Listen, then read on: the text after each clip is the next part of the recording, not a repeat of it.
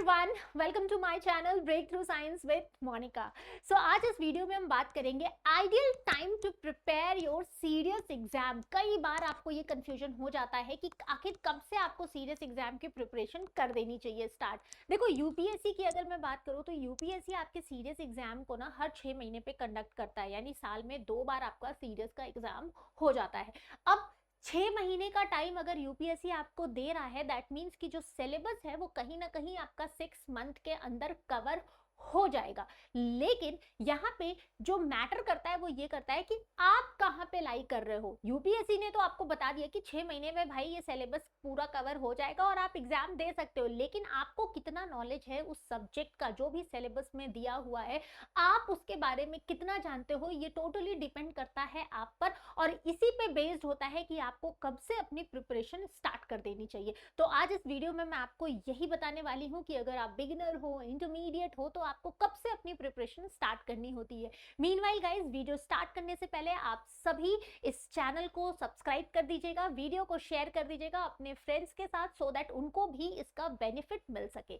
चलो स्टार्ट करते हैं। देखो, अगर मैं बिगिनर की बात करूं, लाइक आप में से बहुत सारे ऐसे एस्पिरेंट होंगे जो अभी सोच रहे होंगे फर्स्ट टाइम सीरियस 120-25 देने के लिए, पहली बार अगर आप सीरियस का एग्जाम देने जा रहे हो, तो यू आर टोटली न्यू। आपको सब्जेक्ट के बारे में नॉलेज नहीं है, सिलेबस के बारे में नॉलेज नहीं है। चलो माना कि आपने ह्यूमैनिटीज से ग्रेजुएशन किया हुआ है, तो फिर आपको साइंस पढ़ना है, आपको मैथ्स पढ़ना है, तो ये कुछ सब्जेक्ट्स जो होंगे वो आपके लिए हमेशा नए होंगे whenever you are a beginner, जब आप नई शुरुआत करते हैं। तो यहाँ पे आपको कभी भी ऐसा नहीं सोचना कि आप 6 महीने के अंदर अंदर पूरे नए सिलेबस को कवर करके और उनको रिवाइज करके मॉक टेस्ट प्रैक्टिस करके एग्जाम क्वालिफाई कर सकते हो। आपको कहीं ना कहीं 12 यानी कि 10 से 12 महीने लग जाएंगे पूरे सिलेबस को कवर करने के लिए। तो कोशिश करना, अगर आप बिगिनर हो, क्योंकि आपके लिए सब्जेक्ट नया है, आपको हर चीज स्टार्ट करना होगा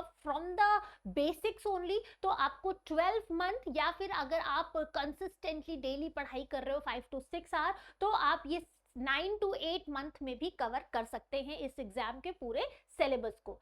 अगर आप इंटरमीडिएट है, इंटरमीडिएट का मतलब हुआ कि आपने पहले सीरियस का एक अटेम्प्ट दे रखा है, प्रिपेयर करके अटेम्प्ट दे रखा है, तो यहाँ पे आपके पास सब्जेक्ट की नॉलेज आ जाती है। आपको पता होता है सिलेबस क्या है, कितना क्वेश्चन आता है एग्जाम में, मतलब you are fully aware of the exam pattern, exam syllabus, किस पोर्शन से क्वेश्चन ज्यादा आते हैं, ये सब कुछ आपको पता होता है। तो आप अपनी प्रिपरेशन जो है स्टार्ट कर सकते हैं पहले से ही। आपको 6 to 8 मंथ फिर भी चाहिए होगा वापस से अपनी तैयारी शुरू करने के लिए। आपके पास प्रायर नॉलेज तो है सब्जेक्ट की, लेकिन उसका बेसिक कॉन्सेप्ट आपको अब क्लियर करना है, क्योंकि आपने एक बार एग्जाम दिया है, आपको ये समझ में आ चुका है कि भाई ऊपर ऊपर से पढ़ के नहीं होगा। सीरियस में आपके कॉन्सेप्चुअल क्वेश्चंस पूछे जाते हैं। अगर आपका फाउंडेशन स्ट्रांग है तो ही आप इस एग्जाम को क्लियर कर सकते हो। तो आपके लिए भी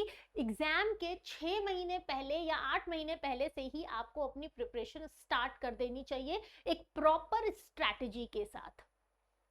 अब अगर आपको फोकस्ड होकर के, आपको already you have a good grasps of a subject, अब यहाँ पे जो एक कैटेगरी आती है कि चलो ठीक है, आपके पास सब्जेक्ट की नॉलेज बहुत अच्छी है, आपने सब्जेक्ट पे काफी कमांड रखा है। सपोज करो कि आप ग्रेजुएशन लेवल से ही सीरियस एग्जाम के बारे में सोच रहे हो और आपने उन सब्जेक्ट्स पे काम किया हुआ है, थोड़ा थोड़ा पढ़ा हुआ है, तो आपको वहां पे भी लग जाएंगे 3 to 6 मंथ। मतलब कि आप 4 महीने पहले या 5 महीने पहले से भी अगर अपनी प्रिपरेशन स्टार्ट करते हैं, तो भी आप ये एग्जाम बहुत अच्छे से क्लियर कर सकते हो। यहाँ पे आपके पास अगर सब्जेक्ट की नॉलेज अच्छी है, तो इस टाइम पर आपको क्या करना है, फोकस करना है प्रीवियस ईयर के पेपर को प्रैक्टिस करने के लिए।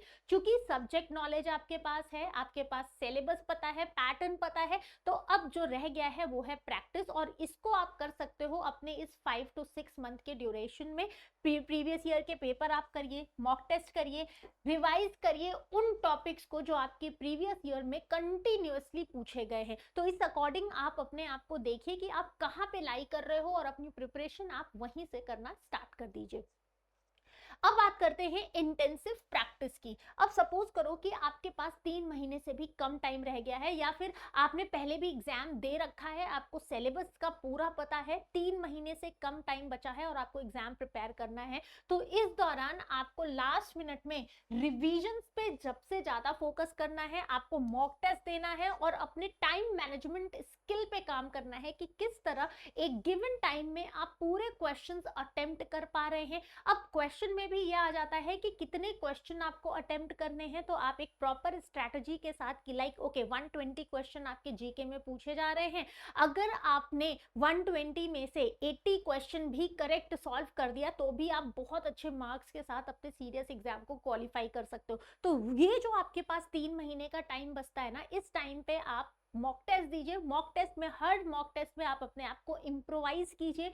जो टॉपिक आपकी वीक लग रही है आप उन टॉपिक्स पे ज्यादा काम कीजिए, तो डेफिनेटली आपका एग्जाम जो है सीरियस का फर्स्ट अटेम्प्ट में क्लियर हो जाएगा।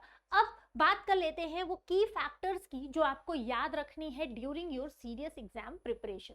सबसे पहले अगर मैं बात करूं फैमिलियरिटी विद द सब्जेक्ट। अब सीरियस के एग्जाम में देखो जो क्वेश्चंस आपसे पूछा जाता है वो आपके इंग्लिश से पूछते हैं, ठीक है, इंग्लिश का पूरा एक पेपर आता है, तो आपकी इंग्लिश पे कमांड अच्छी होनी चाहिए। इंग्लिश के लिए आपको न्यूज़पेपर वगैरह पे अभी से फोकस करना स्टार्ट कर देना है।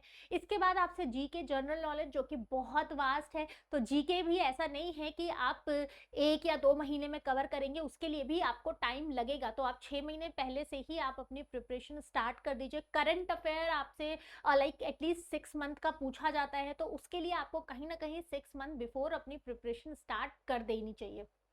साथ ही साथ आपको अपने एग्जाम के लिए जो कॉन्सेप्ट है उसको क्लियर करना है। कोशिश करना कि जो भी टॉपिक पढ़ो क्लियर पढ़ो, कॉन्सेप्ट क्लियर करो। उसके लिए आप एनसीईआरटी की बुक प्रेफर कर सकते हैं। इसके बाद स्टडी रूटीन, कंसिस्टेंटली आपकी स्टडी रूटीन होनी चाहिए। ऐसा नहीं है कि 2 दिन पढ़े, 3 दिन घूमने चले गए, फिर 4 दिन पढ़ लिए, फिर 5वें दिन घूमने चले गए, ऐसा नहीं है। अगर आपको एग्जाम क्लियर करना है, देखो एक बार आपको मौका मिलता है इस एग्जाम को क्लियर करने के लिए, आप हर दिन 4 to 5 आवर्स अगर आप डिवोट करेंगे तो डेफिनेटली आपका एग्जाम क्लियर होगा, रिजल्ट अच्छा आएगा आपको। साथ ही कोचिंग, अगर आप कोई कोचिंग ले रहे हो या कहीं से कोई गाइडेंस ले रहे हो तो पूरा टोटली उस पर 100% रिलाई नहीं करना है। ये नहीं कि सिर्फ क्लासेस कर लिया और हो गया मेरा तो पढ़ाई, ऐसा नहीं। क्लासेस के बाद, कोचिंग के बाद आपको सेल्फ स्टडी के लिए भी टाइम निकालना है। जितनी देर आप क्लासेस ले रहे हैं उसका डबल टाइम आपको सेल्फ स्टडी के लिए निकालना है, क्योंकि जब तक आप खुद से नहीं पढ़ेंगे, चीज़ों को रिवाइज नहीं करेंगे, बुक्स नहीं पढ़ेंगे, नोट्स नहीं बनाएंगे खुद का, आपका एग्जाम नहीं क्लियर हो पाएगा, आपका बेसिक क्लियर नहीं हो पाएगा, right. And last but not the least guys, mock test. तो ये मॉक टेस्ट बहुत इंपॉर्टेंट है। मॉक टेस्ट आपको एक रियलिटी चेक देता है। जितने मार्क्स आपके मॉक टेस्ट में आते हैं आपका एग्जाम में प्लस या -5 मार्क्स हो जाता है। तो कोशिश करना कि मॉक टेस्ट में अपनी परफॉर्मेंस अच्छी करिए। आप कोई भी ऑनलाइन मॉक टेस्ट ज्वाइन कर सकते हैं और वहां पे हर दिन आप मॉक टेस्ट दीजिए, एक बार जब आपका सिलेबस कंप्लीट हो जाता है तो। एंड हर दिन अपने मॉक टेस्ट को इम्प्रोवाइज कीजिए। जो आपने एक कट ऑफ रेंज बना रखा है कि आपको इतने मार्क्स चाहिए, जब तक आप उसको क्लियर ना कर सको तब तक आप किसी और चीज पे फोकस मत करिए। तो आई होप आपको ये वीडियो समझ में आया होगा, आपको एक आइडिया लगा होगा कि आपको अपनी प्रिपरेशन कब से स्टार्ट कर देनी है। फर्दर आपको कोई डाउट होता है आप मुझे मेरे चैनल से कनेक्ट करके, टेलीग्राम चैनल का ये QR कोड है, आप वहां पे मुझे डाउट पूछ सकते हैं। एंड मीनवाइल आप इस कमेंट बॉक्स में, इस वीडियो के नीचे भी कमेंट बॉक्स में अपने कोई भी डाउट मुझसे पूछ सकते हैं। So with this, thank you guys and all the best.